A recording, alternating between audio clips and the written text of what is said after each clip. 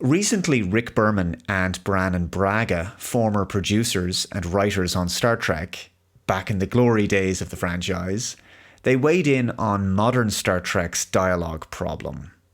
And this is something I've spoken about before, and if you've heard me talk about this before, you know that it's a big bugbear of mine. I can't stand modern Star Trek dialogue. It's a big issue. Since Star Trek 2009, the first Kelvin timeline movie, Star Trek's dialogue has changed.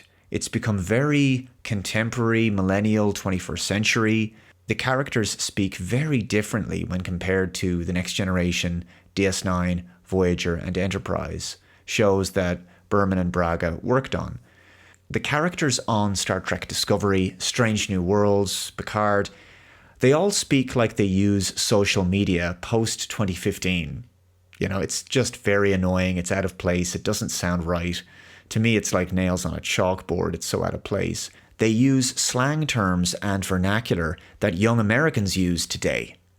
It's just totally wrong. But during Berman and Braga's tenure on Star Trek in the 80s, 90s, and 2000s, there was an attempt to give the dialogue a timeless feel. These were not characters who were of our time.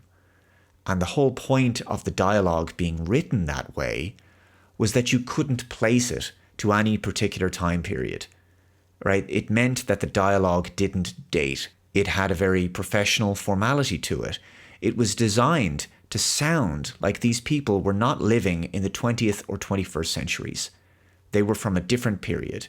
It could be quite theatrical as well. And so the dialogue was meant to be believable as speech from the 23rd or 24th centuries.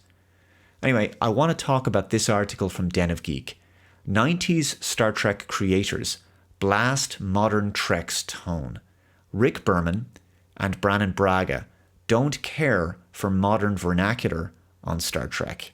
And neither do I. So this is about a podcast that Rick Berman and Brannon Braga were on, the Decon Chamber podcast via Trek Movie, hosted by Connor Trenier, aka Trip Tucker, and Dominic Keating, aka Malcolm Reed of Enterprise.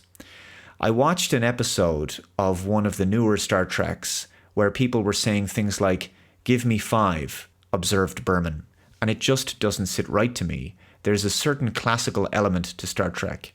Berman didn't identify which of the new series he watched, but his example would fit right into any of them, whether it's the adorably awkward Tilly on Discovery, or the latest Spock love plot on Strange New Worlds.